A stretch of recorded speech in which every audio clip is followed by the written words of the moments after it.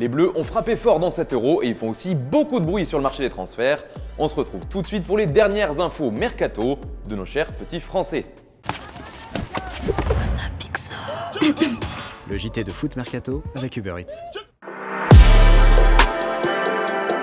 Bonjour à tous et bienvenue dans ce nouveau JT Foot Mercato. On vous lit dans les commentaires, vous vouliez plus de Mercato, on va vous en donner, vous inquiétez pas. Aujourd'hui, spécial Mercato des Bleus et on commence tout de suite avec le taulier du moment, le général Paul Pogba, qui a une grosse actu Mercato. Manchester United espère le conserver et le prolonger. Les Red Devils viennent d'entamer des négociations avec le clan Pogba et veulent éviter qu'il ne file à l'anglaise, libre à l'été 2022. C'est d'ailleurs le plan du Paris Saint-Germain qui compte bien attendre et le faire venir gratuitement. D'ailleurs, d'autres écuries s'intéressent de près à ce dossier, c'est le cas de la Juventus, du Real Madrid et même du FC Barcelone. Un autre joueur français était dans les petits papiers du Paris Saint-Germain, c'est Ousmane Dembélé, et là encore, l'idée est d'attendre la fin de son bail qui le lie au Barça en 2022. Au départ, l'attaquant français était récalcitrant à l'idée de prolonger, mais d'après la presse catalane, il aurait changé d'avis et serait partant pour poursuivre l'aventure.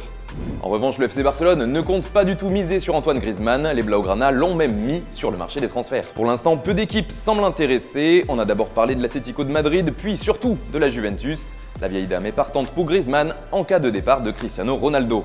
On continue en attaque avec le futur de Kylian Mbappé qui fait toujours autant parler. Après les déclarations de Nasser El Khelaifi affirmant que son joueur resterait à Paris, quoi qu'il arrive, le génie français a laissé planer le doute lors d'un entretien à France Football. Je suis dans un endroit où je me plais, me sens bien, mais est-ce le meilleur endroit pour moi ?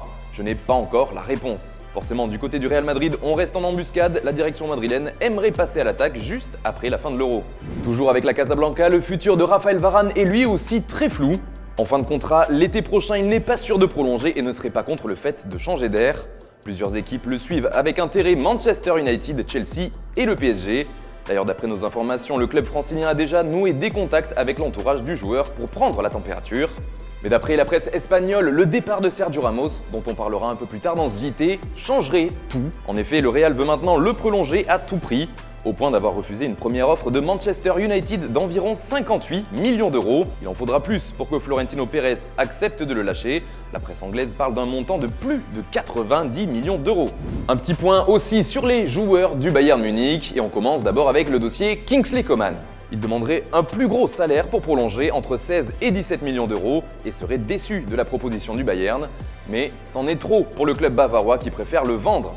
Manchester United serait intéressé par Coman, reste à savoir si les Mancuniens seront prêts à lâcher la somme demandée par le Bayern, environ 50 millions d'euros.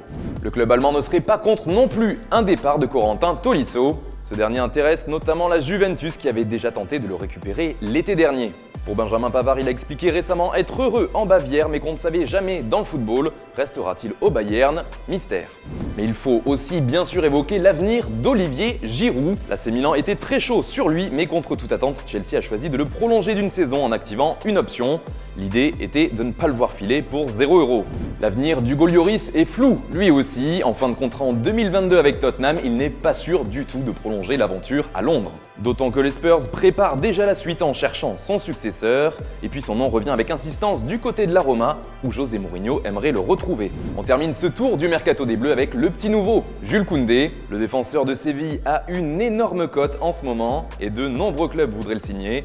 Manchester City s'y était essayé l'été dernier, puis le Barça cet hiver, mais cet été, c'est le Real Madrid qui serait à fond. D'après nos informations, des premiers contacts ont été établis avec son entourage dans le but d'un transfert cet été. Il faut dire que la Casablanca est bouleversée après le départ de Sergio Ramos, véritable légende du club. C'est officiel depuis ce jeudi, aucun accord n'a été trouvé avec le Real Madrid pour une prolongation et l'international espagnol s'en va donc. Un véritable tremblement de terre, il était d'ailleurs bouleversé lors de l'événement organisé pour son départ. Reste maintenant à savoir où il posera ses valises. De nombreuses équipes ont été évoquées, il y a d'abord son club formateur, le Séville FC, et puis il y a aussi Manchester City et le PSG dont on parle depuis plusieurs semaines. Les Citizens font figure de grands favoris, mais le club français n'a pas dit son dernier mot. Enfin, dernière possibilité, Manchester United qui rêve de signer un défenseur central du calibre de Ramos. Autre gros dossier au niveau des joueurs libres, c'est Gianluigi Donnarumma qui est tout proche de signer avec Paris. C'est presque bouclé pour lui puisqu'il passera sa visite médicale lundi et s'engagera pour les 5 prochaines saisons avec le PSG. C'est d'ailleurs le deuxième joueur qui signe à Paris après Georginio Wijnaldum arrivé il y a quelques jours. À ce propos, que pensez-vous du mercato du PSG jusqu'à maintenant? C'est la question du jour. comme d'habitude, on veut votre avis dans les commentaires. À Lyon aussi, ça bouge, Henrique devrait arriver officiellement dans les heures à venir. Le latéral brésilien arrive en fin de contrat du club de Vasco de Gama. Il est donc la deuxième recrue de l'OL après Damien Da Silva. Et puis, comment ne pas parler du cas Gattuso? À peine 3 semaines après avoir signé avec la Fiorentina, il s'en va déjà. Oui, vous avez bien entendu. Et la raison serait liée à Jorge Mendes, qui devait aider la Viola à faire signer Sergio Oliveira. Oui, mais voilà, son club de Porto a réclamé plus que prévu. Un revirement de situation qui a fait exploser les Italiens, sans doute persuadés qu'il s'agissait d'une manœuvre de Mendes pour toucher plus d'argent. Résultat, la Fiorentina a coupé net les négociations, ce qui n'a pas du tout plu à Gennaro Gattuso, qui a donc décidé de terminer la courte aventure. Pour le remplacer, on parle notamment de Claudio Ranieri, de Walter Mazzarri, d'Andrea Pirlo et même de Rudi Garcia. On se quitte avec l'image du jour qui concerne nos chers Français. On connaissait tout le talent d'Antoine Griezmann avec un ballon, mais on ne le savait pas aussi à l'aise à la chanson. Et bien aujourd'hui, il a poussé la chansonnette pour Thomas Lemar pour le plus grand bonheur de ce dernier. Sending my friends down the Renaissance. Sending my friends to the middle ground. Voilà, c'est tout pour aujourd'hui. Merci de nous avoir suivis. On se retrouve demain pour un nouveau JT Foot Mercato, mais cette fois, ce sera Antoine Graland à la présentation. Moi, je vous souhaite une excellente soirée. Oh, il nous régale. C'était le JT de Foot Mercato avec Uber Eats.